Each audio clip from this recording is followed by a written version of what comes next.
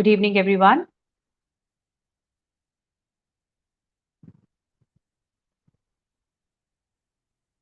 Please confirm if the screen is visible.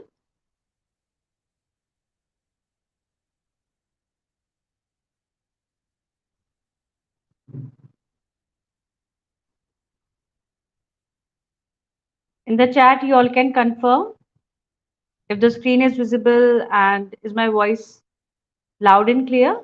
Can you all please confirm?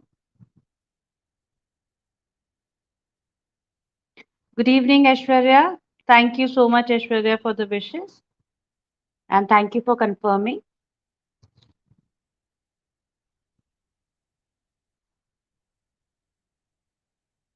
So, very good evening to everyone, and welcome to another session of Brahmastra Series. So, in the previous session, also I discussed few questions from subunit B of Unit 13, that is Methods in Biology. So, subunit 13B is all about histochemical and immunotechniques.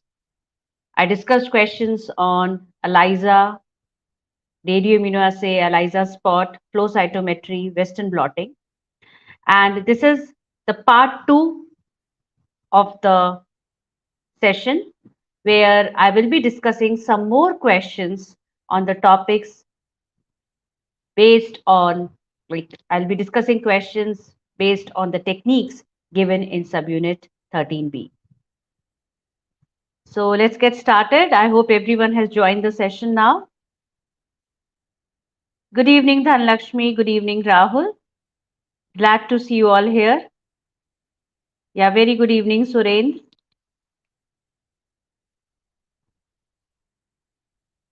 Okay, so let's begin with the first question. For a given immunological application, so column is given, a table is given. So column X and column Y. So column X, there are some immunological application. And you have to select the type of antibody given in column Y that should be used. So you have to choose the option with correct matches between terms of column X and column Y. So I'm giving you some time, few minutes to solve the question. So here you have to recall what are monoclonal antibodies, what are polyclonal antibodies, and when they are used. Also, you need to be familiar with the techniques, like what is Western blotting, bacterial agglutination, right?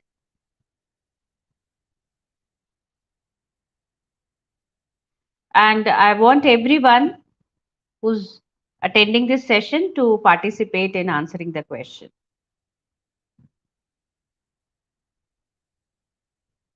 So take your time and think about it. What do you think should be the correct answer here?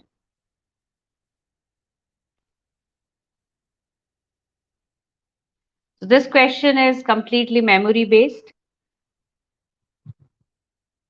This is not any experimental question or analytical question. Just simply based on the memory, if you have studied about monoclonal antibodies, polyclonal antibodies, you can easily answer this question.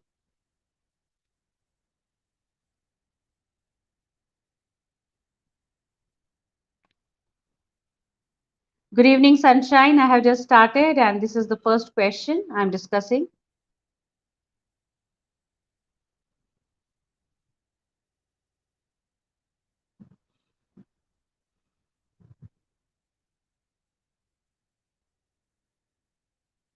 Yes, quickly answer the question. At least try, okay? If you are not even sure, like since we are practicing right now, so you can at least try solving it.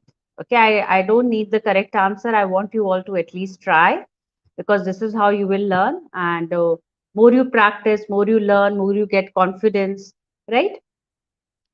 So at least try. What do you think, according to you, should be the correct combination? So at least you can start with any of the technique which you are sure about, like Western blotting. So what kind of antibodies are used in Western blotting for bacterial agglutination? Okay, option 3, fine. What about others? Please try, everyone. Biotechnica has come up with this session to make you all practice, to make you learn, right? To make you learn the strategies, to make you learn the tricks. So if you don't answer, this session will not help you, right? You have to try, you have to participate in answering the questions. This way you will understand that whatever concept you are thinking of or strategy you are thinking of is applicable over here or not, is it correct here or not while answering the question. Okay, so I'm getting mixed answers for this question. Some are saying option 3, some are saying option 4, some are saying option 1. So let me first tell you what are monoclonal antibodies. So monoclonal antibodies are the antibodies which are being produced by hybridoma technology, and they are generated by identical B cells, and they bind to the same epitope on the target antigen. So epitopes are the part of the antigen to which the antibodies bind. And if you talk about polyclonal antibodies, these are the antibodies which binds to different epitopes on the same antigen. So specifically, when we need specificity, more specificity, we always go for monoclonal antibodies because they're highly specific as they bind to the same epitope on the target antigen. Now, as shown in the column X, 4 techniques are given to us. Bacterial agglutination. So agglutination, even I discussed this concept precipitation and agglutination in the previous session, where I told you that the agglutination is where a clump of antigen and antibody is formed. Then Western blotting, you all know it's a technique which we used for analysis of the proteins in a sample, in a mixture of sample. Then third technique is about the detection of cytokines using a solid phase. And D is a diagnostic technique, that is diagnostic tissue typing. Now, if you are at least certain about Western blotting or bacterial agglutination, even then you can answer this question. So you need to understand that monoclonal antibodies, why the monoclonal antibodies were developed? Because they were very, very specific, right? And they are used in diagnosis of various diseases, so by various antigens. So monoclonal antibodies, they are used in diagnosis of lymphoid and myeloid malignancies. Tissue typing also it is used. ELISA, we use them. Radioimmunoassay, we use them. Even serotyping of microorganisms, we use them. And many other techniques, we use them. So specifically, if you are talking about, as in the question, it is mentioned about the typing, and also it is mentioned about the agglutination or detection of cytokines using solid phase. So accordingly, you can relate that when can monoclonal antibodies be used and when can polyclonal antibodies be used. So here the answer of the question is 2. So basically, when you talk about Western blotting and when you talk about bacterial agglutination, so the antibodies used can be monoclonal or polyclonal. So A is like, so the correct combination is A3 and B3, and C and D, for them definitely we need a monoclonal antibody, because you need to understand when we are going for diagnostic purposes, definitely we need very, very much specificity, sensitivity, and because of that in the reaction, and therefore monoclonal antibodies are being used. Similarly, when you're talking about detection of cytokines, a particular like specifically you're targeting cytokines, so in that case also we need more specificity. So therefore, answer here is option 2. Saujanya, you are absolutely right. And others who have, those who have answered option 3, 4, and 1, I hope now you got the explanation of the question, and now you understood why the answer here is option 2. Moving over to another question. The question is about ELISA technique, enzyme-linked immunosorbent assay.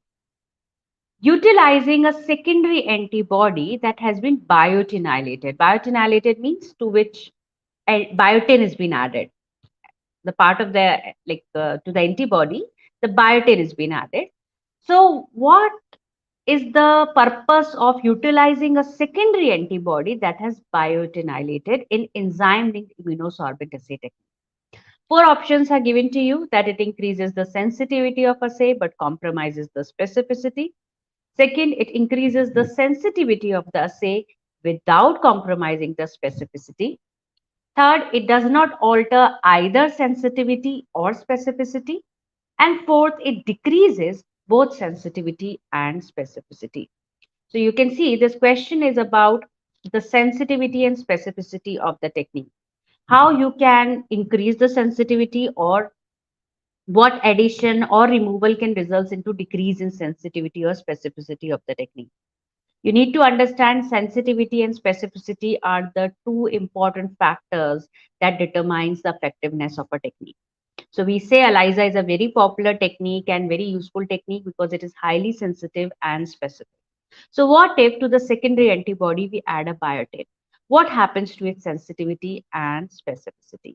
So please go through the options and answer the question. Okay, so I can see some of you have already started answering. So I'm glad to see the answers. Very quick response. So for this question, I'm getting the uniform answer. Majority says option 2. Please, participants, please, attendees, please try to answer the question. I can see that many of you who are attending the session are not answering the questions. This is for your own good. Please, I really appreciate if you all participate and answer the questions.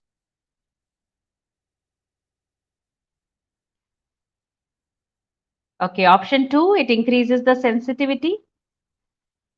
So first of all, I would like to tell you what is biotin. So biotin, we also call it as vitamin B7 or vitamin H. It is one of the vitamins. And basically, if you talk about the ELISA technique, enzyme-linked immunosorbent assay technique, we widely use it to detect the antigens or antibody in the sample. And we have different variations of ELISA technique, from direct to indirect to sandwich to competitive ELISA. Now here I have shown the sandwich ELISA. Okay, I'm just giving you an example that how we can increase the sensitivity of the reaction. So this is sandwich ELISA, which is already a very sensitive technique. Sensitive technique means it can detect a very low amount of antigen in the sample, low concentration of antigen in the sample. So we use a multi-well plate and we attach the capture antibody to the multi-well plate. We add the sample. If it contains antigens, they will bind to the capture antibody and form a complex. Then we add detection antibody, and that detection antibody can be conjugated with the enzyme. So when you add a substrate, it catalyzes the conversion of substrate into color product. Now this is direct sandwich ELISA. You can see I have not used any secondary antibody here. However, when you talk about indirect sandwich ELISA, we use another antibody. Like instead of directly attaching the enzyme, directly conjugating the enzyme to the detection antibody, we are conjugating it to the another antibody, secondary antibody. And again, when you add a substrate, it catalyzes the conversion of substrate into color product. However, if you see the third figure, it is about the sandwich ELISA with streptodin biotin detection. So actually, if you see here, what is streptavidin? Streptavidin, it's a 52 kilodalton protein which has a very high affinity for biotin, and it's a natural occurring protein which is we purified from bacterium Streptomyces abidini.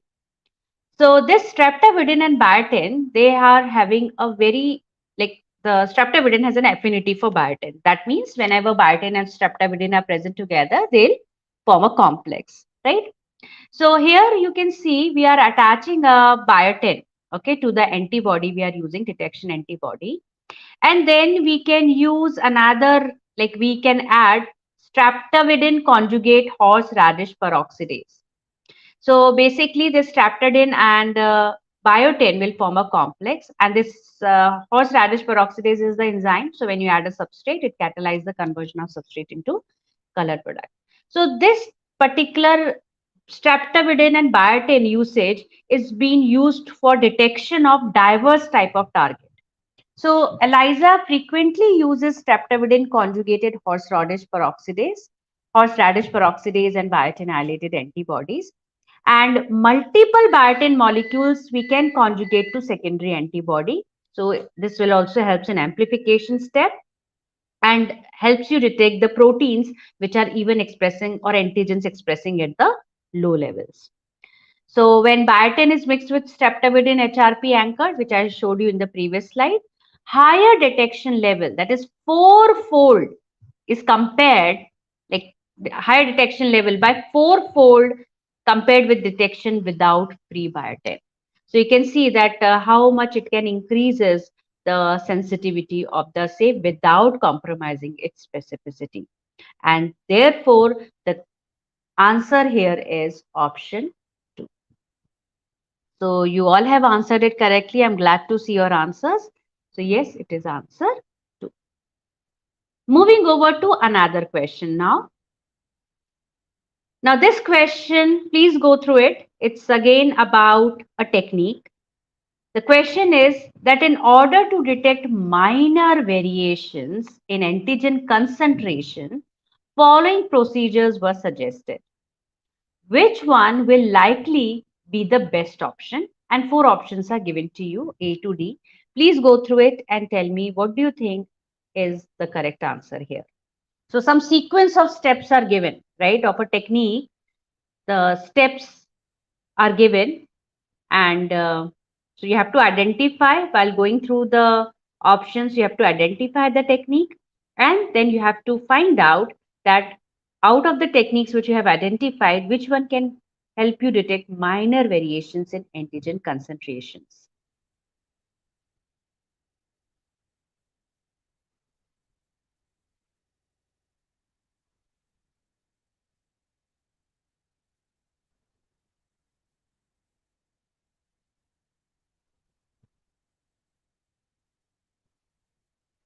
So I'm sure while going through the options, you got an idea that which technique this question is based on.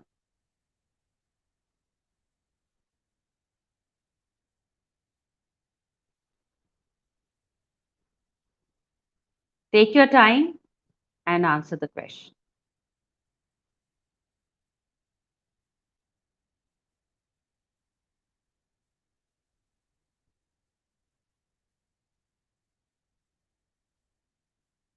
Okay, Achal, you are saying option C. Okay, Sai Shrivali, you are saying option D. Fine. See, believe me, these questions are very easy. But when it comes in the exam, we get confused, right? So the only strategy of solving such questions is that you revise the techniques frequently. Protocol is not needed. Just focus on principle and application of the technique, and also just have a look at the procedure, just overview of the procedure you need to go through. But yes, specifically, if there is any technique from which numerical questions are asked, then definitely you need to practice like revise the formulas, learn the formulas, and practice the questions as well. Okay, so for this question, again, I can see that there is a confusion because I'm not getting a uniform answer. Some are saying option D, some are saying option C, even I'm getting B as an option. Okay. So one thing is very much clear that this question is based on ELISA technique. I hope you have understood this point, right? If you go through the steps, these are just showing the different ELISA methods, procedure of different ELISA methods. So if you see option A, antigen coated microtiter well, okay, so you have a multi-well plate, you add a antigen, and then you add the antibody, and then you add enzyme conjugated secondary antibody, and then you add a substrate and you measure the color produced, that is the color product which is formed, so you measure the intensity of the color. So I'm sure it is clear that this particular technique we are talking here about is the indirect ELISA technique, right? Because in direct ELISA, we don't use secondary antibody. Since we are using secondary antibody here, it's an indirect ELISA, and also the sequence of steps is of indirect ELISA. Then when you talk about option B, we are using an antibody coated microtiter well. Again, you are using like these are the multi-well plate you can see here. And so antibody, now this is coated with antibody, okay? and then you add the antigen, and then you add enzyme conjugated another antibody. So I'm sure now you have understood this is the sandwich ELISA we are talking about, right? The sandwich ELISA technique where the antigen is sandwiched between the two antibodies, right? Although in sandwich ELISA we call the antibody attached to the well as capture antibody, and the another antibody which we are adding, which is again binding to the antigen, we call them as detection antibody. Because you need to understand secondary antibody always binds to primary antibody and not to the antigen. But still we can consider here that okay, this particular the based on the sequence of steps we can say it's a sandwich ELISA. And again you add a substrate and you measure the color. Now intensity of the color. Now if you see option C and D, they are little bit contradictory. Like if you see the sequence of step is more or less same, like you pre-incubate antigen with fixed amount of antibody. Here also you pre-incubate antigen with fixed amount of antibody. Then you add to antigen coated well. Now here the difference is in D option, it is add to antibody coated well. Then again you add enzyme conjugated secondary antibody. Here also you add enzyme conjugated secondary antibody. You add substrate and measure color. So let me tell you one thing. As you see the keyword here, pre-incubate. Only in competitive ELISA we pre-incubate the antigen with antibody. And as soon as you realize that it is a competitive ELISA, you need to remember, you need to recall that in competitive ELISA, we do not coat wells with antibodies. We coat the wells with standard antigens. So this way, D cannot be the answer. D cannot be the answer, right? So now you know A is indirect, B is sandwich, and the C is competitive. And as in the question, it is asked to detect minor variations. So out of these, the very sensitive technique, like if you compare indirect and sandwich, sandwich is more sensitive than indirect. And if you compare sandwich and competitive, so competitive is the extremely sensitive variation for measuring amount of antigen. And therefore, the answer here is competitive ELISA, which is given in option C. So you can see here that in CSIR NET, they are not giving you the direct name of the technique. They have not mentioned A option as indirect, B as sandwich, C as competitive, right? They have, just to confuse you, they have given you the sequence of the steps, the process steps they have given you, right? So therefore you need to be thorough with which technique to be used when, and what, just overview of what the technique is all about. So if you talk about competitive ELISA, we pre-incubate the antibody with the antigen to be measured. So you add a sample, right? You add a sample, you add the antibody. So sample, you don't know whether it is infected or not. Let's say you are looking for some antigen, some virus antigen, right, responsible for some diseases. So you don't know whether the sample is infected or not. So you add the antibody specific for that antigen. If the antigen is there, a complex is formed. Also, you need to remember, more the antigen in the sample, more the antibodies will bind to it, and very few will remain not binded. Like we start with a certain concentration of antibodies, right? So only few will remain vacant, otherwise all will be occupied, like they all, and antigen antibody, they will form the complex. Now you add this complex, pre-incubated complex, to a multi-well plate which is already coated with antigen. Now this antigen is the standard antigen, okay? It's not your sample antigen. Whichever antigen you are looking for, the standard, the same antigens which are available in your laboratory, you are using them as standards in your experiment. Okay, so let's say you already know you are looking for hepatitis B antigen. So hepatitis B, the antigens in your laboratory, which you use them as standards, with them you will be coating the wells. And then when you add the complex, so already the complex which is there, they will not bound. But let's say if a free antibody is there, it will bind to these antigens, form a complex. Then you add secondary antibodies conjugated with enzyme, and then you add a substrate. And between you have to perform the washing so that any unbound antigen or antibodies there, it will be washed off. And here the intensity, the color which is produced is inversely proportional to the concentration of antigen in the beginning. Okay, because more the antigen, more they will form complex with antibody. Very few antibodies will remain free. which will bind to the antigens in the well. So these are not the antigens, right, which are from the sample. So here the relation is inversely proportional. For sandwich ELISA, indirect ELISA, it's a direct relation. More the color, more will be the antigen. Here, more the antigen, lesser will be the color produced. So here answer is option 3, that is option C. So I hope it is clear to everyone, those who have answered option B and option D. Dileshwari, very good evening. Thank you. Thank you for the wishes.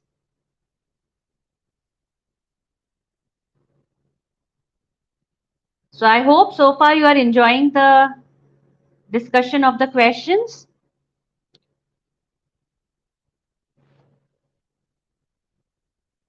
Yes, do you think these sessions are helpful, useful? Please let me know in the chat.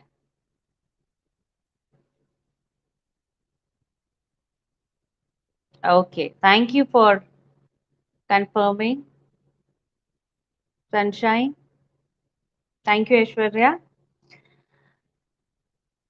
Okay, some more yes are coming. Great. Thank you, Rahul. Achal, thank you so much. Sai Shrivali. I'm glad you find these sessions helpful. So let's begin. Let's discuss another question. Okay, thank you, Surendra, Karthi, Momita. Thank you so much. So now you can see a little bit complicated question. If you know the answer, it's very easy for you. But if you don't know the concept, then it might be complicated. Thank you, Karthi. So please go through the question. Now this question is about epifluorescence, like microscope. Okay. So to investigate the relationship between microtubules and centrioles in fixed HeLa cells using an epifluorescence microscope. So in the subunit 13B, we have a technique immunofluorescence microscope, right? So immuno term, I have told you earlier also, immuno prefix we use when we are using an antibody to detect a specific antigen. Okay. So epifluorescence is a type of fluorescence microscope. And here to detect a particular, let's say, molecule or antigen in the cell, for that we use the antibodies. So like, for example, you're looking for particular protein or antigen. So you use an antibody for it. So antigen and antibody will form a complex. Now this antibody you will be conjugating with you are attaching a fluorescent dye to it. And then under the fluorescent microscope, we have a light source. Light will reach, like the fluorescent molecule will get excited by the light. The light of particular wavelength is passed through it. The molecule get excited, emit light of longer wavelength, which is called as fluorescence, and that in turn, which will be detected by the detectors. So here we are using an epifluorescence microscope to investigate the relationship between macrotubules and centrioles in HeLa cells. So a researcher plans to conduct immunostaining using antibodies. Okay, because if any relationship you want to see between the molecules like your microtubules and centrioles, you need some signal generating system. How do you know, like even when I say antigen antibody complex is formed, how do you know that this complex is formed? So we need a fluorescent molecule, fluorescent dye, fluorophores we need.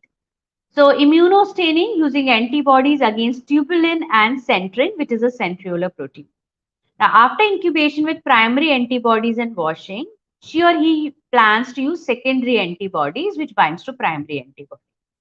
Now, here is a list of secondary antibodies carrying various fluorophore dyes available to the researcher. So, what do you think is the correct combination of appropriate dyes that the researcher would typically utilize to observe co-localization in an epifluorescence microscope? Now, to answer this question, you should know what is co-localization. Secondly, you should know what is the concept here, like on what basis we should select the fluorescent dyes or fluorophores. So fluorophores are the molecules which absorb the light, get excited and emit light of longer wavelength, that is they emit fluorescence. So what do you think is the correct combination here? So that means you need to be familiar with the excitation and emission spectra of these popular dyes. So if you go through previous year question papers, on this concept questions are usually asked. The concept which based on which this question is based. So what is that concept? What is co-localization? Okay, Sunshine, you are saying option 4. Fine. Let's see what others also have to answer.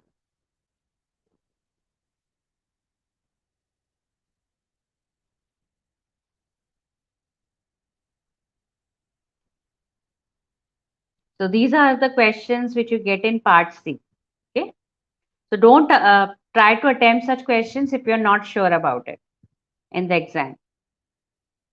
Because many things you have to recall here: excitation, emission, spectra.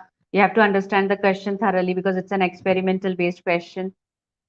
Okay, Sunshine, you are confused between option 3 and 4. Okay.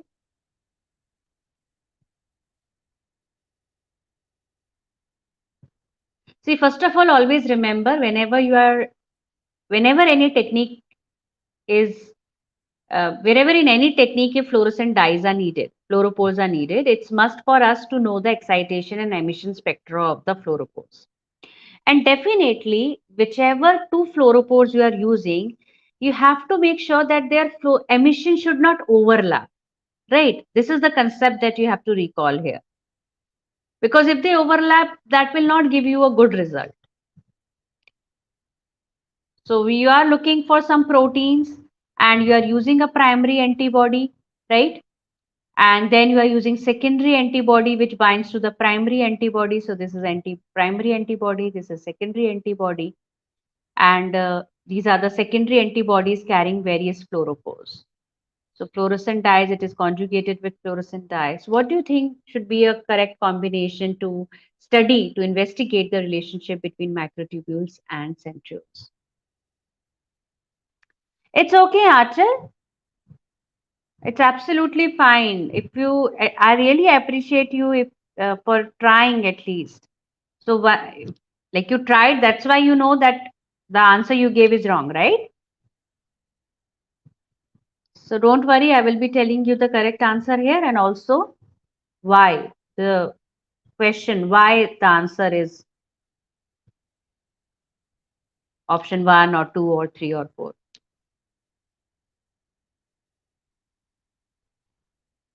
Okay, so I think many of you are confused in this question, right? Or maybe not familiar with the concept. So fine, let me tell you. See, co-localization. First of all, what is the meaning of co-localization? Co-localization means where two or more molecules are present very closely located in space. Okay, let's say two proteins A and B. They are located very closely together inside the cell, okay, in space. So co-localization in biological manifestation, it is defined by the presence of two or more different molecules residing at the same physical location in a specimen. That is, they are very closely located. Now, let's say for this A protein, you use an antibody, and for this protein also you use an antibody. So primary antibody, and then you are using secondary antibody, which is conjugated with fluorescent dye. And here also you are using the secondary antibody and you are conjugating it with some other fluorescent dye. The question is what combination of fluorescent dyes you will be using. So here I would like to explain the concept with the help of an example. Like on the screen, you can see here is one spectrum I'm showing you. So on y-axis, you have the fluorescence intensity and on x-axis, you have the wavelength in nanometer. So you can see that if you see this figure A, we are using here the Elisa Fluor 488 and 555. Okay, and in B figure, you can see we are using Elisa Fluor 488 and Elisa Fluor 633. So you can see that in B figure, just have a look at this region in A figure and B figure, the gray region. You can see that this gray region is actually indicating the overlap for the series of Elisa flow dyes combinations. So here If you see the emission spectra of ELISA fluor 488 and that of yellow-orange fluorescent ELISA fluor 555, you can see there is a considerable overlap of the emission of both, right? But if you see here, it is greatly reduced. So reduced level of overlap when if you compare it with respect to A. So actually these such type of studies by using different combinations of the fluorescent dyes have been done by the scientists, and they have reported that this overlap should be minimum if you want to get a good result, good fluorescence, or like the good result here, it means that we get to know the actual position of the protein A, the antigen A or B, as according to the example I'm giving you here, right? So if you see to answer this question, you have to, as I told you, have to be familiar with the excitation and emission wavelength. So for fluorescent, it is 496 excitation. Excitation means the light the wavelength which will be absorbed by the molecule, and emission, that is the wavelength of light which will be emitted. So in case of fluorescence, the light emitted is always be of longer wavelength. So here it is 518. If you see Alexa 488, it is 519, right? So you can see there is no much considerable difference between their emission spectra, right? So such combination can never be good, right? Like Alexa, FITC with Alexa 488. So that means our option cannot be 2, right? Answer cannot be option 2. Then if you see Alexa 568, it is 603, and Alexa 647, it is 665. Now, 603 and 665, again, like if you compare with 519 and 603 and 603 and 665, so the point is we have to choose the most appropriate option here. And if you compare, the most appropriate option is when you are using Alexa 568 and when you are using Alexa 488, because 519 and 665, again, there is a very large considerable difference. So that will also not work. Okay, so most appropriate answer here is option A and C. So definitely to answer this question, you need to be familiar with the concept that whichever two dyes you are using, their emission spectra do not overlap. And also, like you cannot take any two dyes which are differ in lot of, which their excitation or emission, like they differ widely. So most appropriate answer is option A and C, option 1. Okay. So I hope those who have answered option 4, it is clear why answer here is option 1. So if you are saying C and D, option 4, that is 519, and you are saying it is 665. So you can see there's a lot of difference, right? So that, and even you can see the emission, like the emission of Alexa and excitation of Alexa 647 is also they differ widely, right? So the answer here is option 1. Now, before moving ahead, I would like to tell you all that we are launching the Raftar batch, which is starting from 11th of September. And it's a speed revision batch for CSIR NET December 2023 exam. So through this batch, you will be getting access to online study portal and PowerPoint presentations, practice sheets, faculty support, and also you will be getting access to the quick revision tools. So we have like concept cloud, concept table, conceptical light, and concept wheel. And also you will be getting access to the IMNET series where you can solve the questions. So IMNET series is based on the CSIR NET exam pattern. So you can solve the questions, and even for quick revision, you will be getting the animations, okay, animatica zone. So that will help you quickly revise and learn as well. So for more details, you can please contact on our toll-free number, which is on your screen.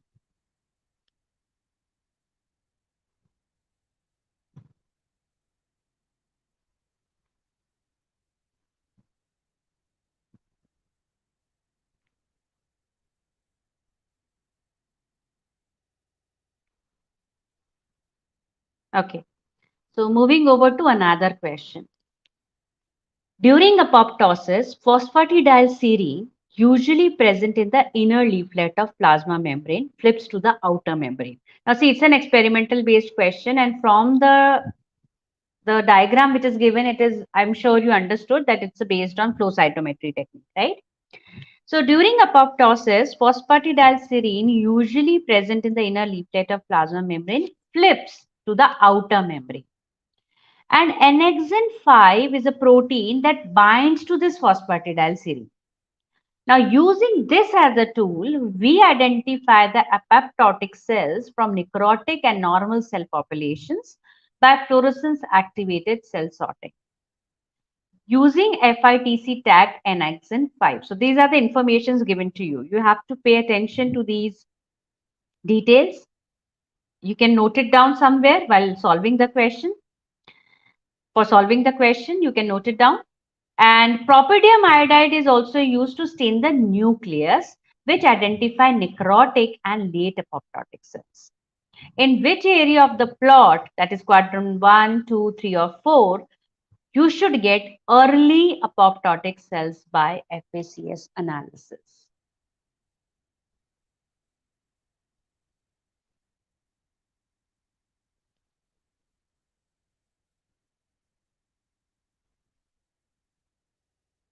So think about it. So quickly answer the question. We have 2 more questions to solve. So it all depends how quickly you give me the answer. If you give me quickly answer, I can discuss more questions. Okay, Anupam, option 3 you are saying. Fine. Rahul, you are also saying option 3. Oh, great. So I'm getting a uniform answer for this question.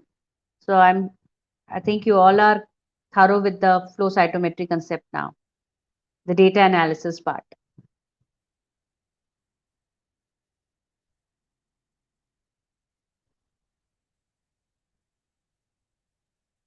Okay, Ashwarya, Surendra, Sunshine, you all are saying option 3. That's great.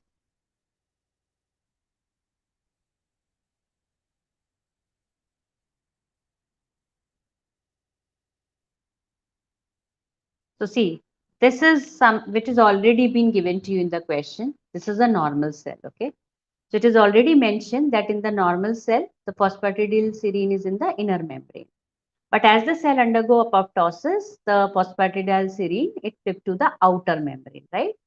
And we are also adding here the annexin, right? So annexin, it is binding to phosphatidylserine. So you can say annexin 5 staining is a common method for detecting apoptotic cells, right? So as I mentioned here that in the normal cell, phosphatidylserine is located on the cytoplasmic surface of plasma membrane. But during the apoptosis, the plasma membrane undergoes structural changes. And what happens? The phosphatidylserine move from inner to outer leaflet of the plasma membrane. And because annexin, why we are using annexin? Because annexin has a higher affinity for phosphatidylserine. So what will happen? It binds with the, and like annexin 5, it binds to the phosphatidylserine, and we can use it as an indicator of intermediate stages of apoptosis. So if you look here, this plot is given to us. And as I told you, you need to know the details that which fluorescent dye we have used to stain what. So here FITC, annexin 5 is tagged to FITC, and propydium iodide is used to stain the nucleus. All this information is given to us in the question. I've just written the information separately, but all this information is given there. So FITC. So I have given you a trick. If you remember in the previous class also, I discussed about it in detail that FITC is tagged to annexin 5, right? So that means this quadrant, like I told you this trick that consider a number scale, right? As you consider a number scale, so any value more than 0 is in positive and any value more than 0 is in negative. Now here plus and minus indicates presence and absence. So if you are considering this as an original point, this one will indicate FITC presence and this one will indicate FITC absence, right? And on y-axis, we have the propydium iodide, right? Which is used to stain the nucleus and identify necrotic and late apoptotic cell. So again, if you're considering this as a origin, then this will be propydium iodide absence. and this one will indicate presence. Okay. And even you know the shortcut, right? You know that this quadrant will always be double negative, right? And this quadrant will always be double positive, right? So this one will be where you get both the fluorescence of FITC and propydium iodide, and here where you get the absence of FITC but presence of propydium iodide. Okay, so this is absence and propydium iodide presence.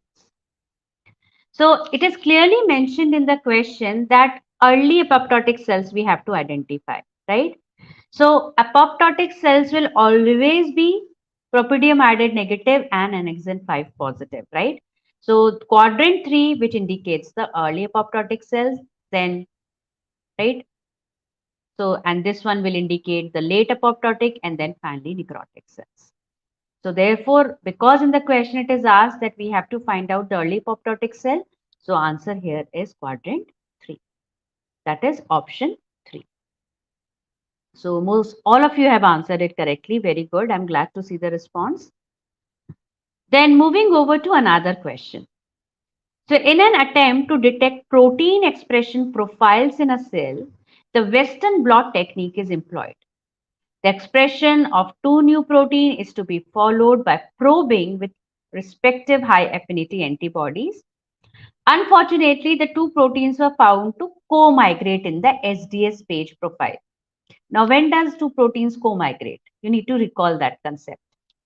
Now, under this condition, under this situation, using 1D, one-dimensional SDS page and Western blot, which one of the following do you think is the best way to demonstrate the presence of both the proteins? The four options are there. Will you be developing Western blot with their antibodies in same gel? Will you be performing SDS page or Western blot? Prior to SDS page and Western blot, will you be removing one protein with immunoprecipitation?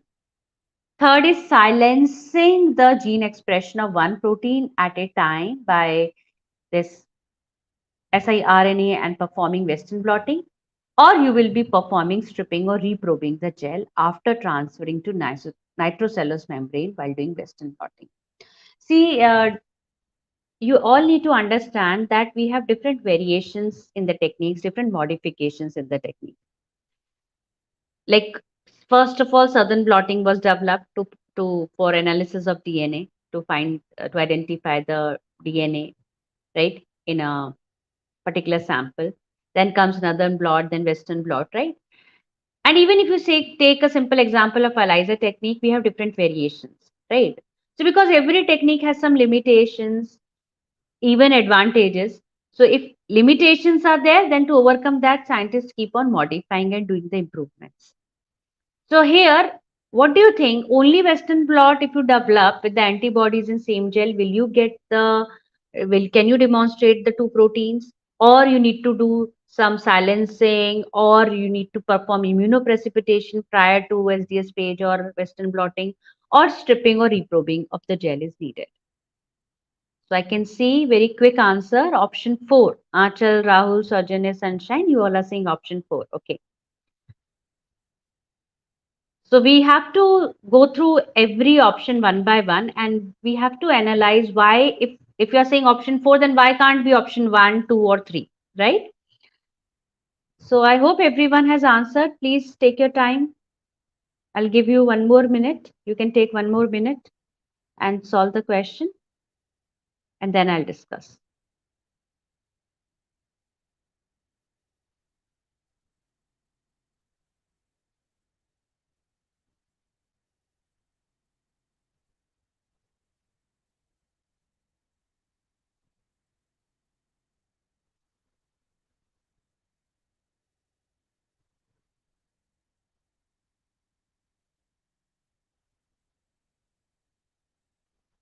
Okay, option 2 also I'm getting. Fine.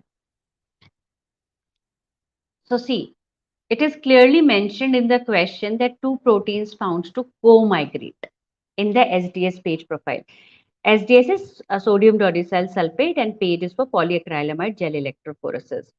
So basically, SDS is used to break the non-covalent interactions in the proteins, denature the protein to break the non-covalent interactions and to provide a uniform negative charge to the proteins.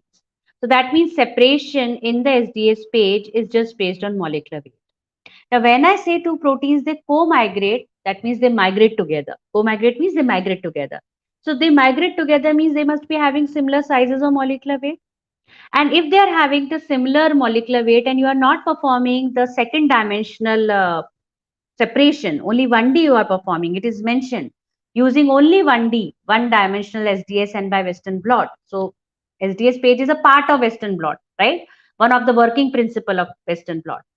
So one will not effectively tell you, will not demonstrate the presence of both proteins because both the two proteins are migrating together, having same molecular weight. So even if you are using the two antibodies, you will not get able to demonstrate the two proteins. So one cannot be the answer. Now, when you say second point that prior to SDS page Western blot, one protein could be removed by immunoprecipitation. You need to understand that when you are performing immunoprecipitation, it leads to loss of other proteins as well. So again, this is not a idle, it's not a ideal approach to be followed here.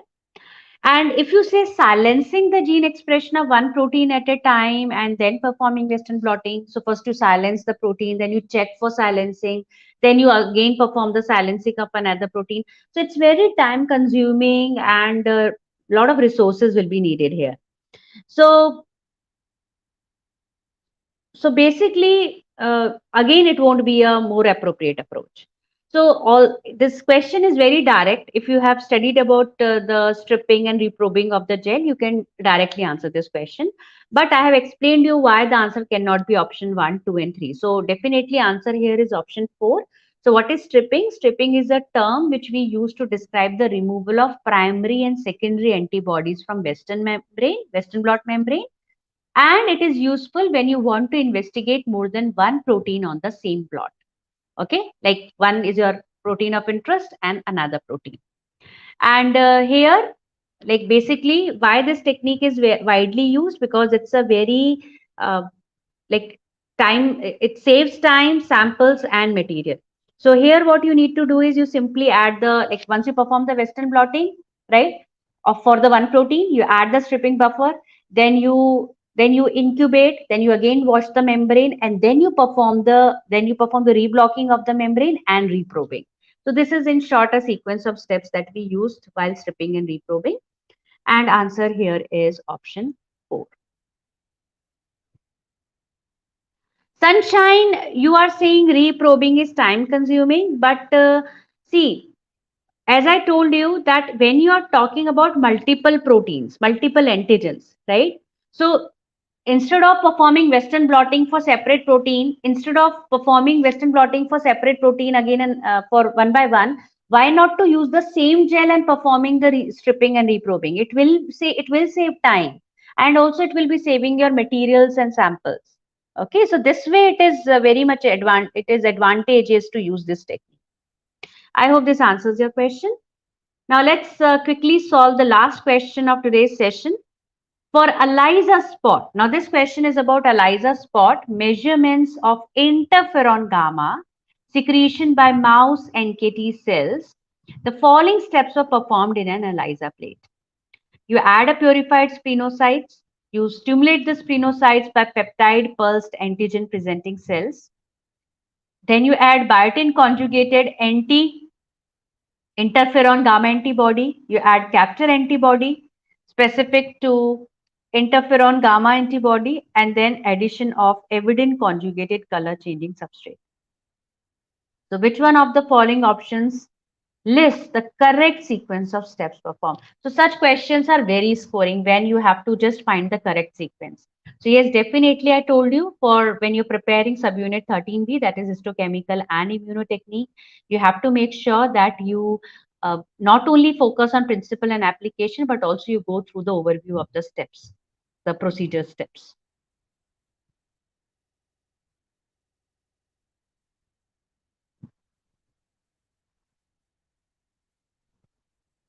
So here you just have to recall the ELISA spot technique.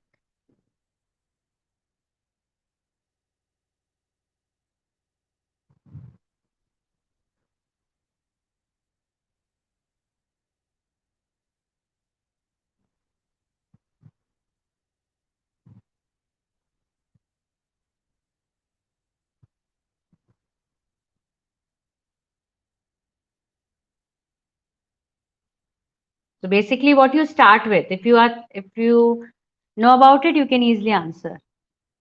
Okay, option 4 or option 2? There is a confusion between option 4 and option 2. So if you see option 4, the first is B. That is you stimulate the splenocytes. And if you are saying option D, the first step is D. Addition of capture antibody specific to interferon gamma. So capture antibody term is used when? What kind of ELISA you are performing? Do you coat the well with the capture antibody? Yes, we do, right? In sandwich ELISA, we coat the wells with capture antibody only.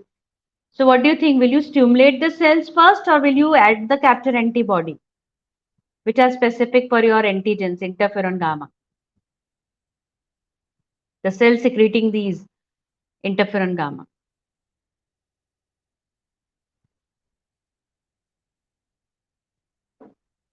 Yes, add capture antibody. Absolutely right, Aishwarya. So when you say add capture antibody, so that means answer cannot be option 1, cannot be option 4. So this way you can omit 2 options out of 4. Now you are left with option 2 and 3. So next step is what? Will you stimulate or you add a purified splenocytes?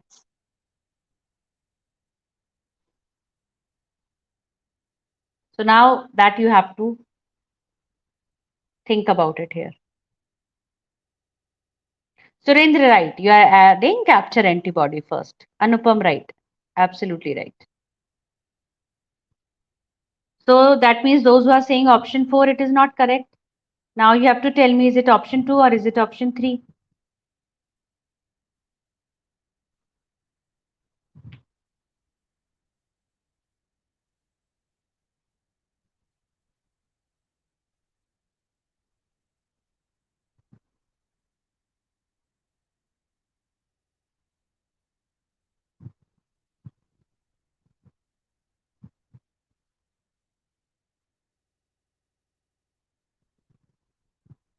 So all you need to do here is recall the ELISA spot technique. So I'll just tell you, okay, then you can tell me the answer. I'll just tell you the technique. So ELISA spot is where you are first coating the well, coating the multi-well plate with capture antibody, and then you add a blocking medium, right? So that the antigen or the antibody you're adding doesn't bind to anywhere else in the plate. Then you add the cells, okay, which secrete like the question can be about cytokine secretion or interferon gamma. So accordingly, you have to answer. So here, this diagram is about cytokine, but you can relate it with interferon gamma, okay. So here you can see this is the antibody, capture antibody, and then you add the cells which secrete the interferon gamma. And then you add the secondary antibody, the detection antibody we use here term. So that can be biotinylated, okay, and then you can add the streptavidin horseradish peroxidase which bind to biotinylated antibody. You add a substrate. So here you see the result in a form of a spot. So that is why we use a term ELISA spot, okay. So what do you think? This is the sequence given to you. And one point I would like to tell you here is that interferon gamma, it is actually, it's what? It's a crucial for immunity against intracellular pathogens. And what kind of cells produce it? It is produced by natural killer cells, natural killer T cells, as well as by antigenic specific T helper CD4, CD8 effector T cells. Okay. So you have to tell me. So what do you think is the correct sequence here?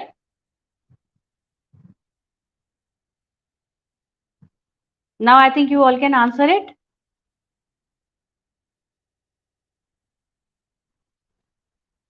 So first of all, you will be adding a capture antibody, that is D, right?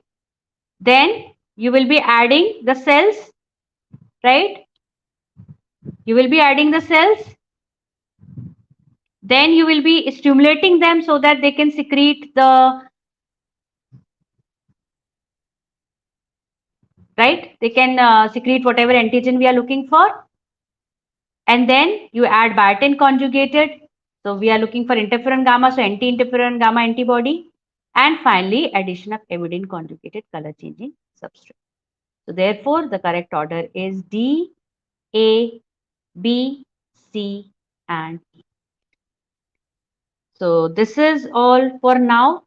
I hope you have enjoyed the session. So yes, you all are right. It is option 3. Okay. So I hope you have enjoyed the session, and thank you for attending. Thank you for participating in answering the questions. I'm really glad to see all your responses. So always remember, be it any exam or any other thing in your life, right? Someone will always win the race, but not the one who never tried. So the important thing to note here is that always try.